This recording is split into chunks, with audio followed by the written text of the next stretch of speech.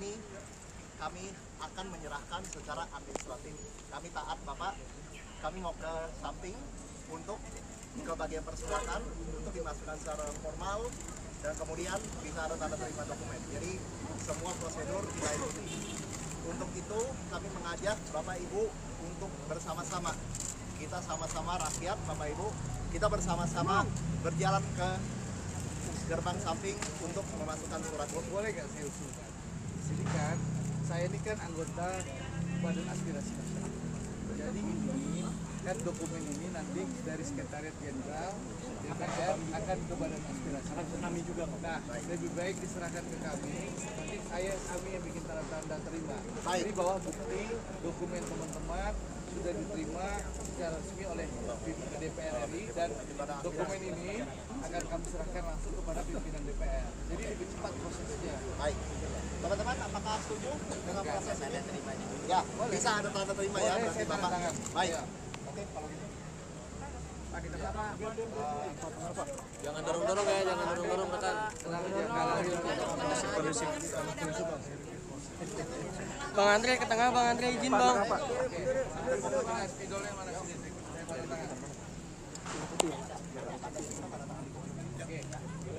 Saya tanda tangan. Terima kasih Bapak. Izin menghadap ke sini Bang Andre. Izin Bang Andre. Nunduk Bang. Kafu, foto dulu pakai itunya Kafu. Teman-teman media ada bawa tulisan nggak? Boleh pinjam, boleh minta. Nunduk dong Bang.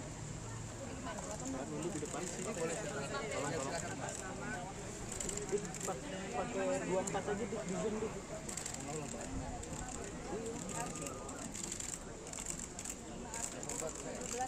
Andre Rosiade.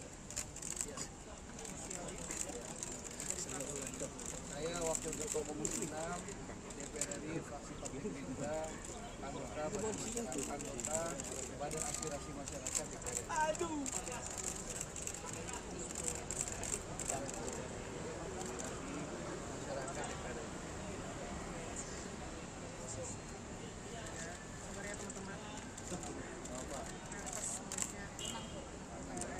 Menyatakan telah menerima dokumen yang diserahkan.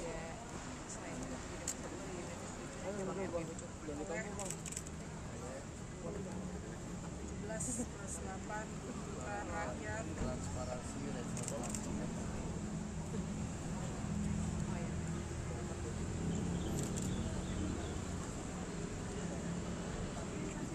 September 2025. 1 hari sebelum 5 September.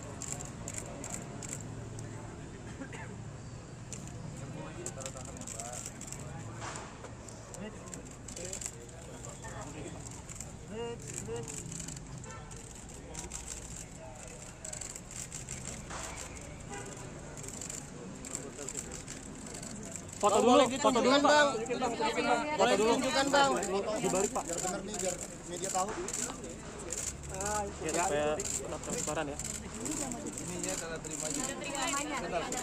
2 kali aja kalau enggak. Bang Andre izin kamera Bang. Mohon ditunjukkan. Kamera buntu. Ya Bu, Ana enggak usulnya Ibu. Bang, metode sini turun dulu Bang. Ya dikit-dikit. Mas Pak. Oke, Mungkin Erika mau menyampaikan tambahan. Ya. Terima kasih untuk seluruh rakyat dan seluruh jaringan Indonesia dalam dan luar negeri yang telah menyampaikan tuntutan rakyat 17+8. Insya Allah kita akan sampaikan kepada pihak yang memang berwenang di dalam memenuhi ini.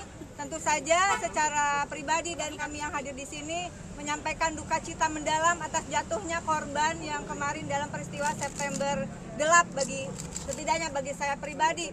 Dan tentu saja kami juga mohon dukungan karena ini juga lagi rapat resmi. Mudah-mudahan tuntutan rakyatnya bisa ditambah, yaitu kita sedang rapat dengan Kemendag, ini kita lari ke sini untuk menerima teman-teman, yaitu turunkan harga kebutuhan pokok. Apakah bisa didukung? Saya kira ini penting dan kelangkaan pangan sedang terjadi. Kami meminta untuk segera distribusi dan harga pangan diturunkan. Yang kedua juga adalah menolak impor telah diputuskan, tidak ada impor untuk sekarang ini. Itu juga mohon impor pangan untuk segera diatur. Yang ketiga adalah mohon dukungannya menolak kenaikan iuran BPJS. Mohon itu bisa dimasukkan. Ya, terima kasih. Jadi teman-teman, tadi disampaikan dari saya ingin sampaikan bahwa pemerintah sedang melakukan operasi pasar 1,3 juta ton beras saat ini, di mana dilakukan di 7.282 kecamatan. Insya Allah beras kita ada, kita surplus beras. Lalu dalam sejarah Indonesia saat inilah stok beras terbesar. Jadi tidak usah khawatir, pemerintah sekarang melakukan operasi pasar. Insya Allah masyarakat bisa menikmati beras, minyak goreng, gula, Bang Andre, BBM. katanya sampai 5 September. Seberapa optimis tuh bisa terkejar semuanya Ya Bang Andre? tentu kemarin kan pemerintah kita juga sudah menerima perwakilan PMSI ya, pimpinan DPR sudah menerima perwakilan PMSI dan juga teman-teman kelompok Cipayung ya. Yang jelas kita sedang berkoordinasi baik di internal dan berbagai instansi agar berbagai tuntutan ini bisa kita penuhi. Mohon doa dan dukungan. Apa? Mana sudah diproses apa aja? Tim investigasi sudah dibentuk, sedang berjalan. Ya. Tadi juga sudah rapat begitu ya Bang dengan pimpinan gitu ya? Ya pimpinan DPR baik Hasilnya seperti apa? semuanya dalam proses, kita jalankan prosesnya secara transparan supaya ini bisa segera. Jadi harapan tuntutan masyarakat bisa kita penuhi. Ini pimpinan DPR lagi bekerja. Terima kasih. Bang, penegasan tim investigasi itu sudah sampai mana berarti? Nanti biar pimpinan DPR yang mengumumkan ya. Segala hal ya, tugas kami adalah saat ini menerima aspirasi dari teman-teman. Kita akan serahkan nanti seluruh kewenangan perkembangan nanti pimpinan DPR yang mengumumkan. Terkait RUU perampasan aset sendiri, apakah itu Sudah dari mana saja? Iya, nanti pimpinan DPR yang mengumumkan. Ya. Nanti kita tunggu kewenangan pimpinan yang mengumumkan. Ya. Bang, yang paling mendesak Bang minta tolong tanggapannya soal 3.000 lebih yang ditangkap demonstran. Ya, kemarin kan sudah diusulkan oleh teman-teman mahasiswa kepada pimpinan DPR. Pimpinan DPR kan sudah menanggapi kemarin bahwa pimpinan Bebaskan akan semua berkomunikasi demonstran dengan yang pihak ditangkap. kepolisian, ya, bahwa untuk demonstran yang melakukan aksi secara damai dan juga memang tujuannya murni penyampaian aspirasi tentu akan dibantu. Itu kan sudah disampaikan oleh pimpinan DPR. Kita tunggulah, kan masih berproses ya. Sekarang juga kan Komisi 3 masih rapat sama Ya. Polri, sama TNI, nggak sekalian disampaikan? Dia pasti dibahas sama mereka di dalam ya. Hentikan represivitas aparat, Ya. bebaskan teman-teman yang Oke. kemarin berdemo dengan tujuan yang baik. Mohon dukungannya untuk dibebaskan, turunkan harga kebutuhan pokok, tolak kenaikan iuran BPJS. Dan itu aja. Kalau tadi kan pimpinan ada rapat sama ketua fraksi, selain yang emang udah dasarnya tunjangan yang dihapus, ada bocoran apa lagi nggak yang mengenai 17 plus 8? Bang? Yang pasti kesepakatannya kita lagi terus melakukan transformasi untuk kebaikan DPR ya. Bagaimana DPR betul-betul bisa bekerja melayani masyarakat. Jadi tunggu saja. Nanti akan diumumkan hasil transformasinya oleh pimpinan DPR. Ya Mas ya, terima kasih. Ya, udah. Untuk menutup, mungkin kami ingin mengingatkan lagi bahwa dari 17 daftar ini yang kami titipkan, dari 17 daftar ini yang kami titipkan kepada DPR bukan hanya 3 yang biasanya ke DPR Pak, tapi juga 14 lainnya ke institusi-institusi lainnya. Jadi kami mohon sangat dibantu dan dengan ini kami terima tanda terima dari tuntutan rakyat. Kami minta keseriusan dari DPR untuk mengawal semuanya, termasuk 8 yang jangka panjang. Dan kami akan terus mengawasi Pak ke depan. Jadi kami tidak berhenti di sini Pak. Kita tidak berhenti. Tunggu update yang nyata Pak. Semoga sesemangat RUU Pilkada kemarin tahun lalu kan, satu malam jadi. Oke, terima kasih. Terima kasih Mas. Terima kasih ya. Terima kasih Pak. Terima kasih.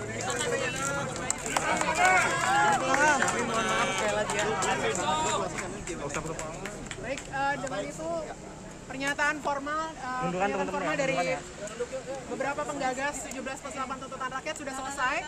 Sekarang kami buka sesi Q&A untuk Tunggu dulu. kami yang mundur. teman-teman jangan maju dulu ya, tunggu mundur dulu. Oke, aman? Takutnya terlalu dekat dimarahin lagi. Enggak.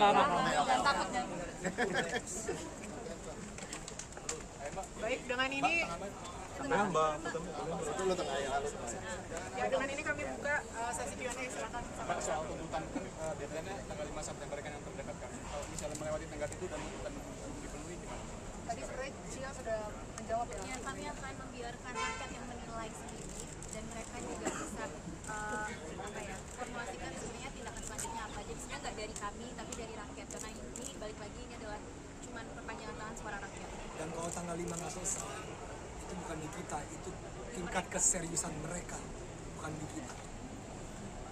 Soal sikap PPSI dan teman-teman yang kemarin audiensi dengan DPR hari dengan istana. Saya pertama mengucapkan bahwa kemarin juga saya berbicara dengan Ketua BEM FAU yang menyatakan bahwa dia tidak setuju dengan perwakilan Universitas Indonesia yang datang. Tetapi soal siapapun yang datang, semuanya oke untuk datang. Kami juga warga, kami juga rakyat, kami juga punya hak untuk datang. Kan ini pintu DPR, seperti kata Ketua, kan terbuka untuk semua. Ini bukan soal siapa dan kapan mau datang. Saatnya rakyat datang ke pintu DPR dan menyampaikan aspirasi. Dia tidak keberatan. Mungkin teman-teman yang lain? Terakhir kali ya, seberapa optimis teman-teman semua terhadap respon dari DPR sendiri dan untuk mereka melunasi tuntutan ini? Mungkin jawabannya adalah kita ya optimisnya bukan berasal dari DPR, tapi optimisnya dari semangat warga semua yang udah ikut repost, share, dan gerakan ini sudah menjadi sangat masif dalam 4-5 hari. Optimis kita berangkatnya dari situ sih, bukan ke DPR. Kami melihat ini menjadi momentum di mana warga dari segala lapisan bisa sama-sama menuntut gitu. Come together, secara bersama-sama bersatu, mengawal dan menuntut kepada pemerintah yang harusnya bertanggung jawab kepada kita. Jadi kami berharap ini jadi bentuk milestone baru gitu ya, sebuah titik mulai baru di mana ke depan kita bersama-sama mengawal pemerintah kita. Selain momentum ini sendiri, kalau misalnya aktivitas jalan mulai berkurang, apakah kita juga tentu tidak, karena saya yakin walaupun mungkin 17+8 ini tidak semuanya di jalan, ada satu yang sudah pasti, yaitu momen ini sudah menjadi edukasi politik yang luar biasa bagi seluruh rakyat Indonesia. Sudah lebih banyak warga yang lebih aware, yang lebih paham proses politik, yang sudah paham demokrasi, paham hak-hak mereka, paham bahwa aspirasi mereka boleh didengar, dan mereka udah tidak mau diam lagi. Oleh karena itu, walaupun sudah protes di jalanan sudah mulai berkurang, tapi semangat dan tuntutan itu tidak akan berkurang. Dan kami juga sadar bahwa mungkin 17+8 tuntutan rakyat ini tidak sempurna. Kami sadar, kami sangat terbuka kok, 17+8, +4, +5. Sangat terbuka dengan tuntutan rakyat. Kalian akan turun lagi kah kalau memang ini belum selesai juga? Bisa dilakukan melalui sosial media atau dengan warga di jalan. Ya, tekanan-tekanan yang diberikan kepada pemerintah dan DPR itu sendiri bisa dilakukan di launching dengan sosial media atau juga dengan rutin atau jalanan. Teman-teman, tidak ada perbedaan ya antara di online maupun di offline seperti kita ini yang lagi di jalanan. Semua tidak ada perbedaan, semua adalah rakyat Indonesia dan suara kita mau itu di udara, mau itu di daratan, mau itu di lautan, semuanya adalah suara yang sama dan harus didengar oleh pemerintah kita. Karena kita bayar pajak, kita bayar mereka. Mereka harus dengarkan kita. Terima kasih. Hari ini kan Mbak Puan meminta rapat dengan fraksi-fraksi yang lain dan itu bukan hanya ada 2 reformasi DPR, yakni moratorium bunker luar negeri dengan tunjangan, hanya 2 reformasi. Mungkin ada tanggapan soal 2 poin. Kenapa kami menaruh tuntutan yang 8 untuk jangka panjang 1 tahun? Karena kami juga sadar betul kalau transformasi yang sangat mendalam itu akan membutuhkan waktu. Tapi yang kami minta adalah tanda keseriusan yang sudah dimulai dari minggu ini. Kami melihat itu sebagai tanda keseriusan ke depan mudah-mudahan. Dan yang penting sekali lagi diulang adalah kami akan terus pantau agar itu tidak berhenti di satu meeting Ibu Puan saja hari ini, tapi memang benar-benar berlanjut ke dalam dokumen-dokumen formal, ke dalam peraturan-peraturan yang diperlukan, juklak-juknis yang diperlukan dan memang bisa bertransformasi ke depan. Satu lagi terakhir saya juga mau menyebutkan bahwa revisi Undang-Undang Pemilu bisa menjadi ruang untuk kita bisa mentransformasi lebih lanjut siapa yang bisa mewakili kita di DPR. Kami merasa ini adalah waktu yang tepat untuk kita merevisi kembali seperti apa kandidat-kandidat calon anggota DPR yang kita miliki sebagai kandidat. Karena ini semua berawal dari hulunya. Kita harus punya kandidat-kandidat yang berkualitas, yang kompeten, yang berempati sama rakyat. Karena tugas mereka satu-satunya adalah mewakili kita semua sebagai rakyat. Jadi kalau mereka tidak bisa berempati sama kita, mereka sudah gagal dan tidak punya kompetensi terhadap tugas mereka satu-satunya. Betul. Artinya 2 poin itu untuk dalam waktu dekat sudah cukup ya, reformasi 2 poin itu tadi.